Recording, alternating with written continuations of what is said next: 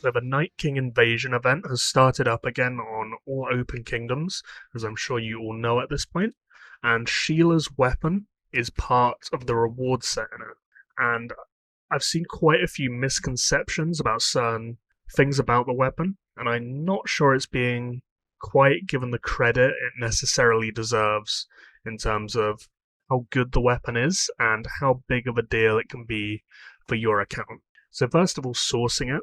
Your main way of getting it will be through this. Under solo stage, you will get points for eliminations on White Walkers, Generals, or the Night King himself, and you'll pretty much fill this out and complete all of this in one rally tank from a General or a White Walker, one solo. It'll be very, very easy to clear this board of all point rewards, and there'll be 106 fragments for retrospection here. So there'll be over 100, and you'll be able to unlock the weapon immediately, which means this is probably the easiest red weapon currently in the game to obtain, and everyone's going to end up having this. There was also on Pioneer a set of daily refreshing quests every reset, which had chests with a random amount of fragments, and I believe the potential chance of dropping the full weapon in the reward set there for that as well.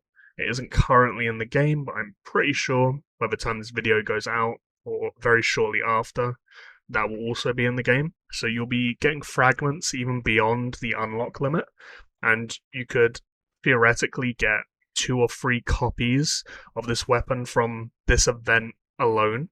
And you also have to take into consideration that the Night King invasion event was initially announced as a one-time thing back in 2021, but clearly that's no longer the case since it's came back, and now that Sheila's a weapon is in the game and attached to this as a reward set, you will assume at least it will have to keep coming back because people will need a way of continuously farming this until they can get the weapon to 4 stars, since that's just how the weapon system works. So I would expect the event to come around more often in the future, and maximizing the fragments you get for her weapon will probably be very important because of that, because, well, one, judging by the reward system through the solo stage here, the daily quest that should come, and the rank rewards too with these chests, this will probably, almost certainly, be the easiest weapon in the game to get to 4 star, and of course at 4 stars, if you have it attached to Sheila, that will give you 5,000 passive army size, which is a big deal. And alongside that passive army size, it will also just be providing a lot of passive stats by itself also. So if we look at the weapon in here, you can see this is what it gives. So before I get into this totally, I've seen quite a lot of misconceptions about the adjustment to Sheila's 4-star ability. So Sheila's 4-star at default will give a 50% upkeep consumption rate reduction and the 25% bow attack. So it doesn't actually affect either of them at all. Even at 4 stars, you'll see it's still 50% and 25%. The only thing it adds is plus 10% total defense, and if this is attached to a 4-star Sheila, you will get this passively at all times as if it's a troop appearance or a research that you have. So it will be giving a lot of passive stats in all scenarios, and as you go up in the levels, it will go to 12%, 14, 16, and then 25% total defense at 4 stars. And of course, that 4-star 5,000 army size passively also. There's the gathering speed and the research speed too, but I'm not sure any of us necessarily care about that.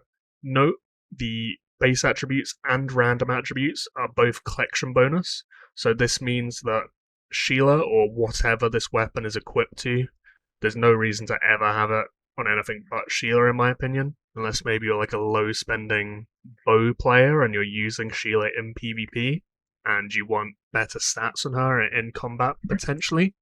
But most people will have this weapon on Sheila, of course, and you're never going to be running her in PvP, but you'll still be getting the gathering speed, the research speed passively, and also the random attributes. And these random attributes are important because you can roll into all of these stats and effectively get whatever you want for any type of build in the game. So if you're running, let's say, mono inf, you can roll 4% inf attack, 6% inf defense. You can get inf health reduction, cav health reduction, and that will actually be giving you a decent chunk of stats in all scenarios to add on top of the total defense as well. Sheila was already a very good commander to get to 4 stars due to how good she was for hitting rebel leaders, and the upkeep reduction was very popular as well because you could, alongside the upkeep reduction scrolls, either the 50% one or the 25% one with the Kingsguard boots at gold, effectively make it so you lost 0 grain every hour from your hourly upkeep, and then you could store billions and billions of grain. But now she's going to be even better because you need her 4-star to get this total defense as well.